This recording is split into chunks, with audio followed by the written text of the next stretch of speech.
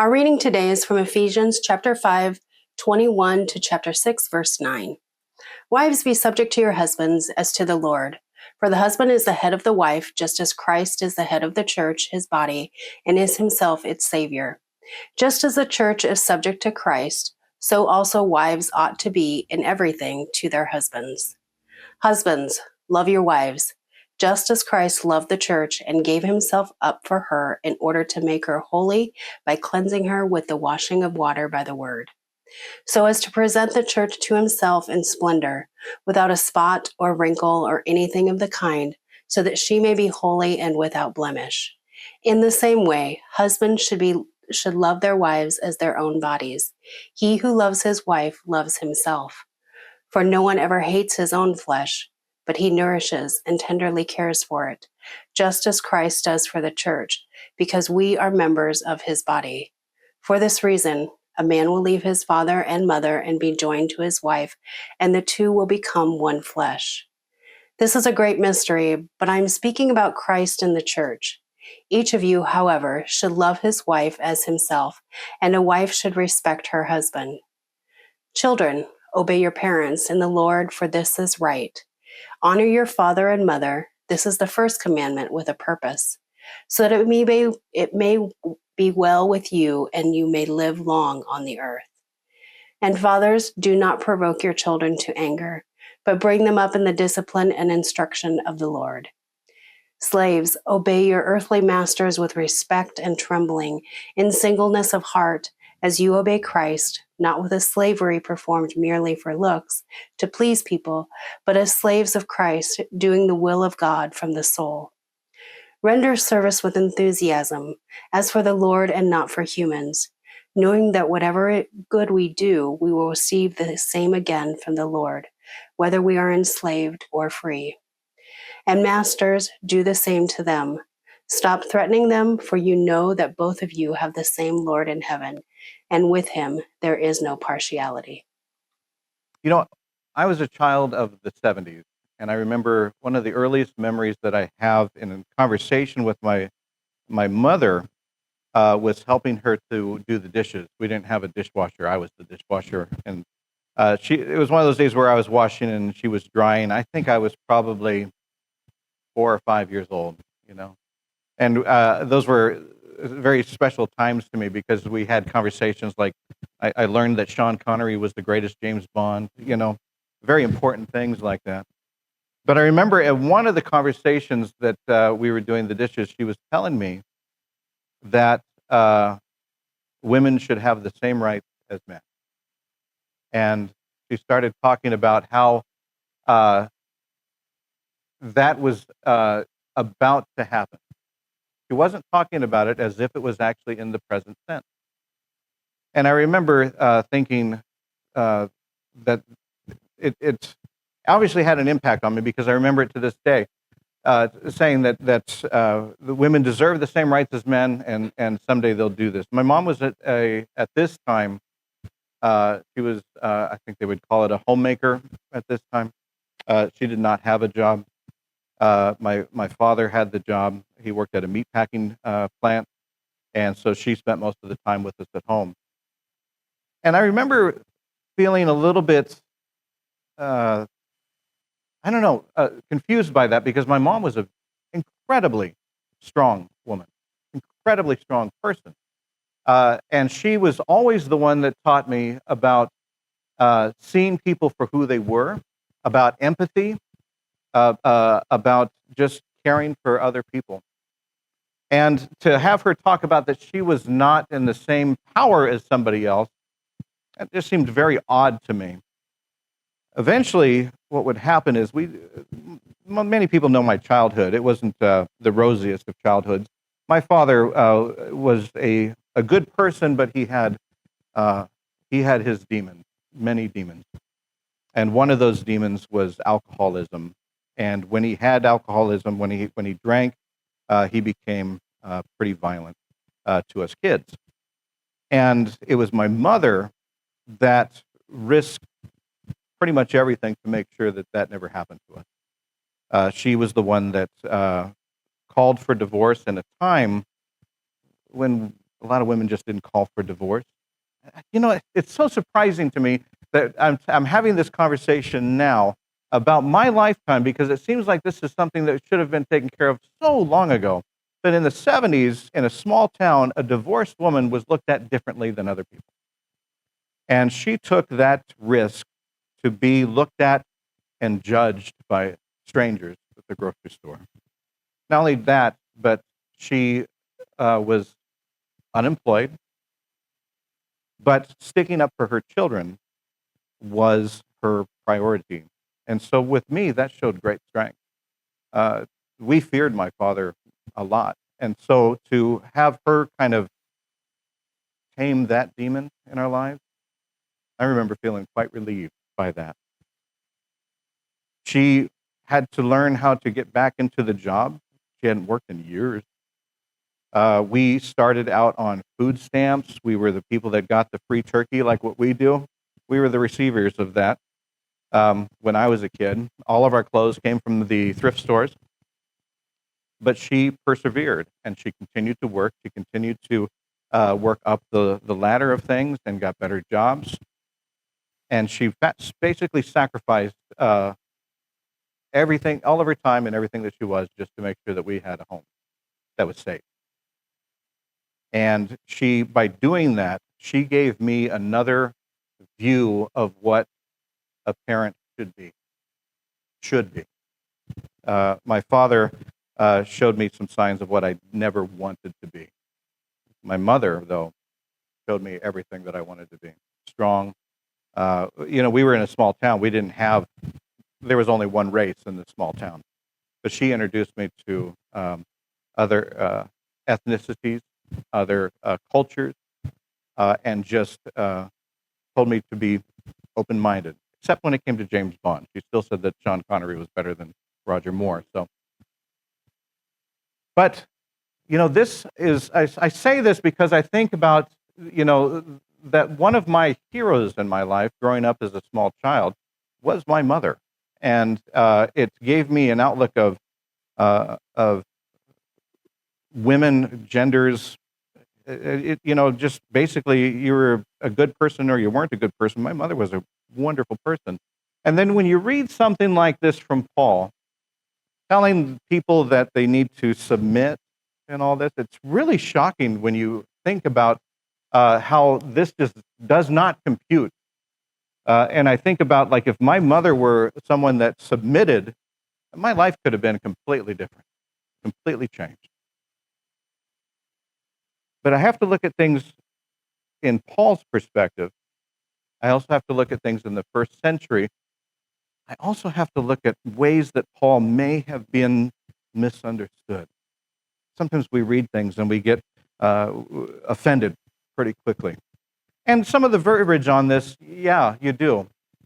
But I really want us to put ourselves into Paul's world here and to try to understand how we are reading this incorrectly, because we are. Paul, in the first century, women, slaves, children were pretty much all the same thing.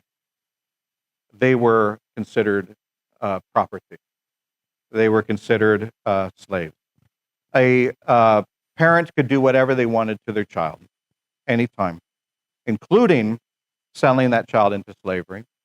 If you had a child that was a female and you didn't have the dowry, the money to marry that person off, it was not unheard of for them to take that infant and throw it into the field and let the wild animals devour it.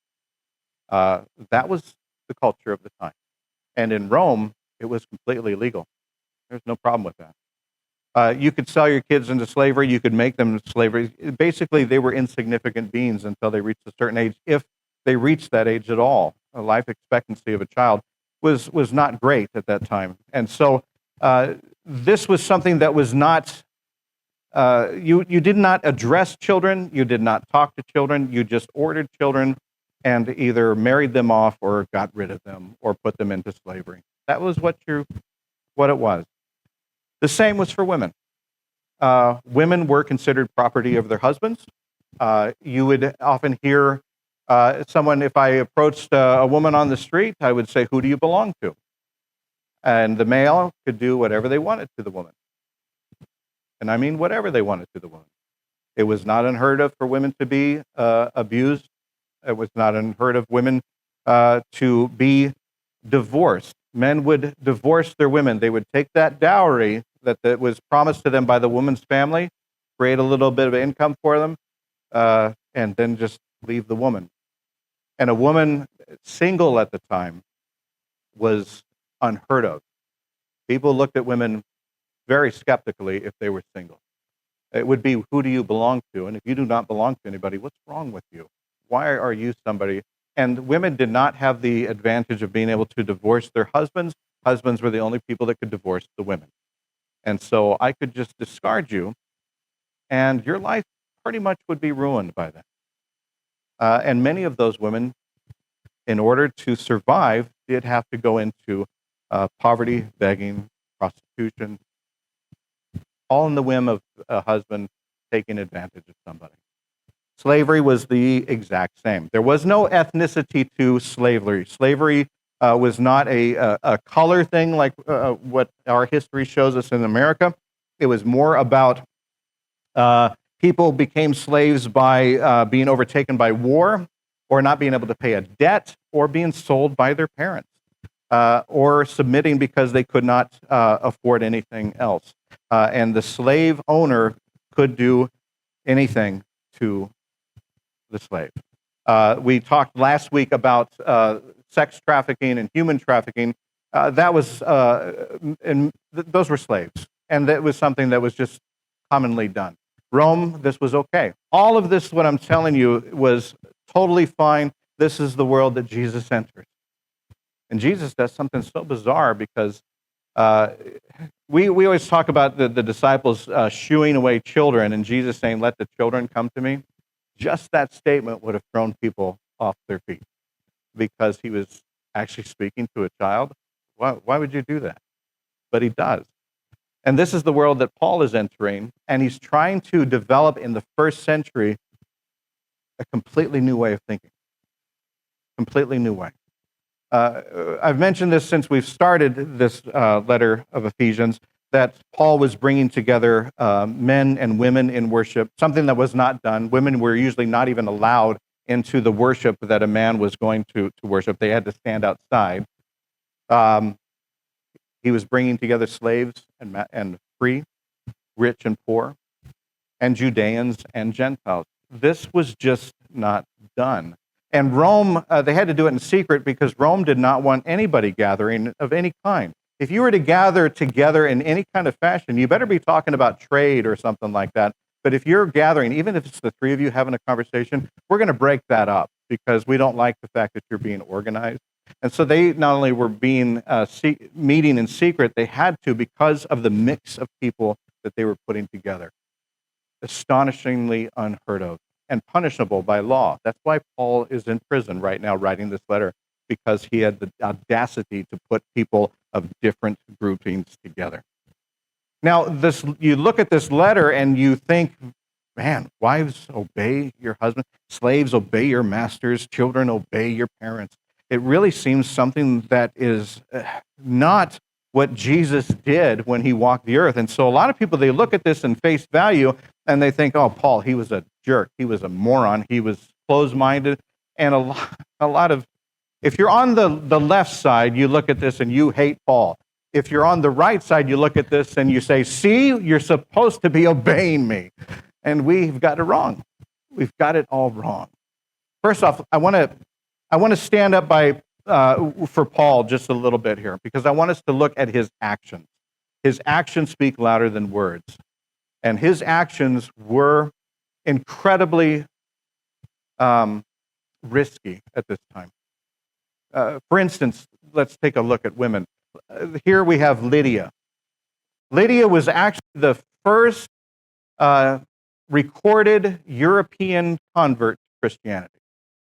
Lydia was in this. Now, in some areas, some regions, there were single women and there were women of power. It was not very common.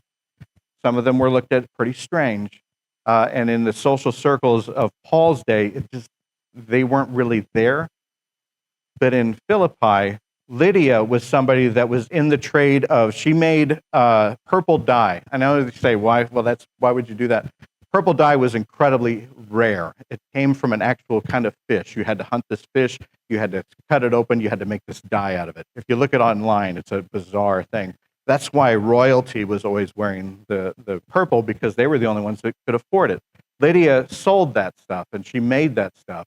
She was baptized by Paul, and she welcomed them into her home. History states that she was, like I said, the first European convert to Christianity, and she had the home that actually helped house Paul and his folks. She was one of the first hosts of a Philippi church.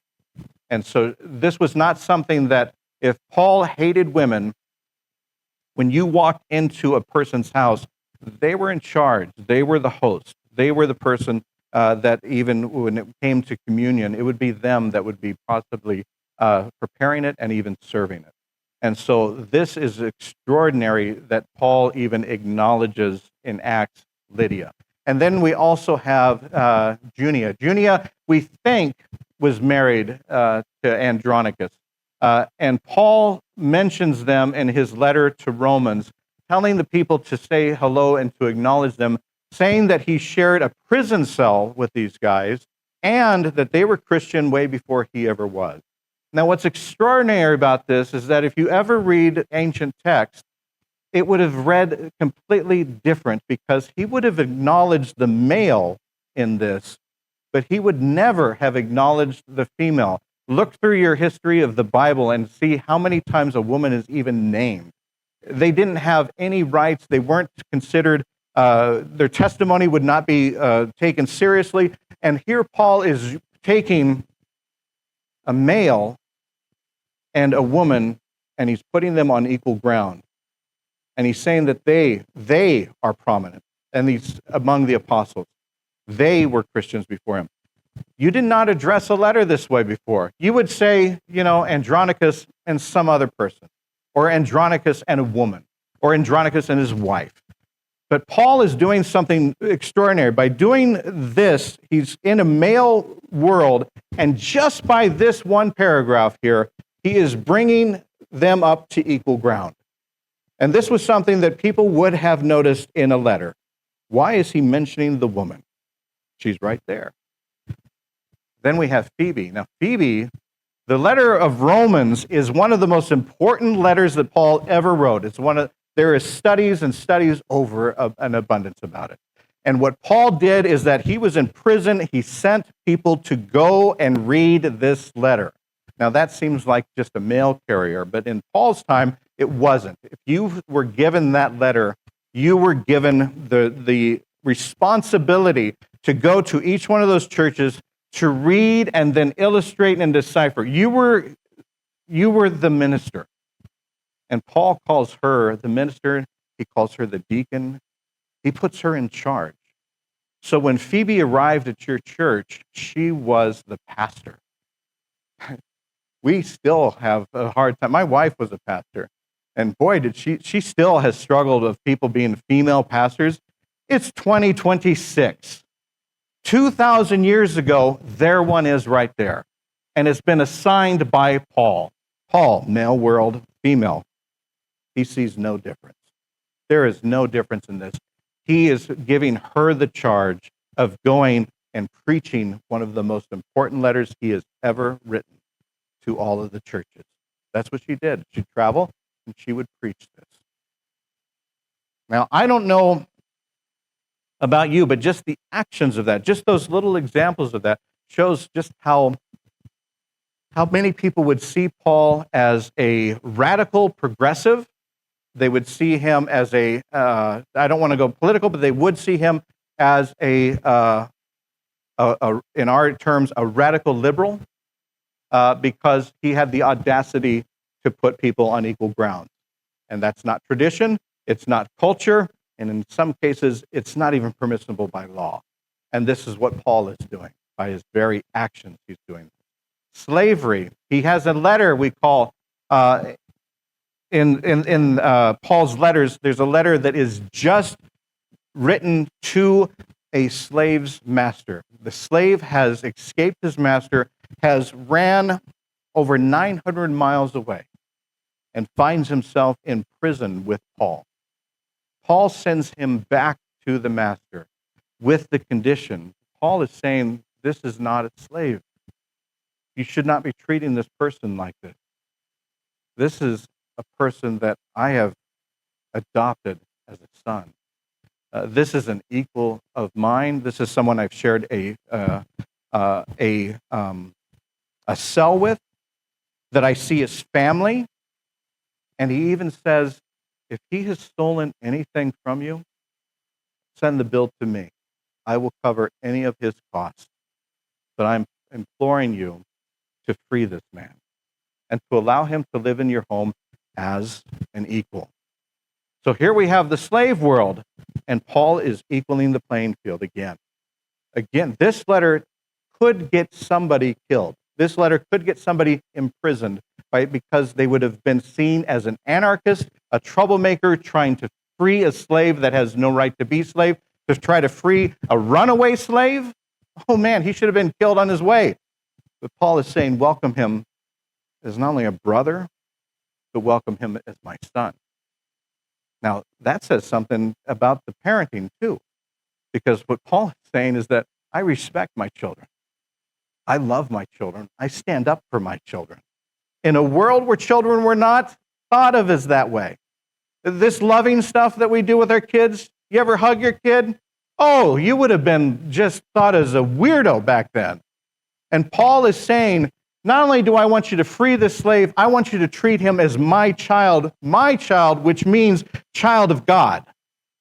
That much respect.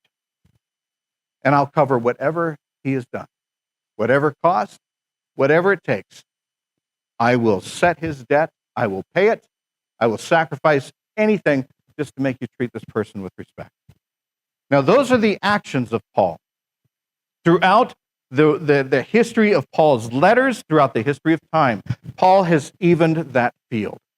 He is doing something that is so radical. To have, if you were a Judean and I was a Gentile, you and I would have nothing to do with each other. We would not look at each other. We would not acknowledge each other. And we definitely would not eat a meal together. This has been going on since Paul started the church. He's putting them together. They are sharing communion together. They're sharing meals together. And so are men and women in the same room. Again, if you were a woman, you would say bye to your husband as he went into the church or the worship where, and you would stand outside, and then he would come and tell you what God had to say. But Paul is saying, no, not only are you welcome here, you're going to be ministers. You're going to be part of this. And when it comes to children, Paul is saying they are equal because every one of us is a child of God. So let's take a look at this letter. How does that sound like Paul? Well, I'm telling you, a lot of people don't think that Paul wrote it, but I do. I'm on the side of the historians that say, no, he wrote it. But there was a trick to it. You notice how Jesus was always kind of tricking up people whenever they would challenge him? He'd say, like, the one without sin, throw the first stone. You know, he would kind of meet them at their own level and make them red in the face and walk away. Paul knows the time that he's there, and he knows that the early churches are being watched, and he knows that Rome is doing whatever they can to destroy them before they even get started. Not only is Rome doing it, Judeans are doing it, and Gentiles are doing it. He's getting it from all sides. People that have not converted to Christianity see them as a threat, and they want them destroyed. And Paul's saying, okay, you know what? We're not going to walk into the marketplace, and we're not going to be violent. We're not going to show them that we're what they want to see is us being anarchists, and they want us to see us being rebels and all that stuff. We're not going to play that game. We're going to preach on kindness, and we're going to show that by our actions. And so he says, you know what? Okay, in this world, wives, you got to obey your husband. That's the culture. But husbands, I want you to treat your wives as you would yourself. In other words, the wives, you got to obey your husband. Husbands, you do the same to your wife. this is turning the table completely. He is saying this is the status quo in the world. This is the culture we live in. But guess what? We're Christians. Men, you can't abuse. This is over. You treat them the same way. In other words, not only do you treat them as you would yourself, you treat them the way that Christ treats the church. Christ who died for us, sacrificed. They would have looked at the first part of that word of wives obey their husband. They go, okay, yeah, that's sure. That's exactly, tell us something we don't know. And then as soon as he turns around and says, yeah, but you got to do the same, they would have taken a step back and said, oh, wow, this is something completely different. See, we look at that first sentence and we think that he's just talking to the woman. No, he's saying this is the status quo, this is the way of the world, but guess what? We're going to change that because you are going to treat them as exactly the way that you would want to be treated. You are going to treat them the way that Christ treats the church. You are going to love and honor them. The abuse, the treating them as an object, as property, it's over. You're going to treat them as if they are your own flesh. You are going to treat them with respect, and you are going to treat them with kindness. This is not a letter to the women. This is a letter to the men, saying, you've got to step up your game. This is different. And he does the same thing to the slave owners, too. He says, slaves, yeah, you've got to obey your masters. You've got to do, all this stuff. You have to, treat them, with reverence. But guess what, slave owners? You've got to do the exact same thing to them. You've got to treat them the same way. If they're serving you, guess what? You've got to serve them too.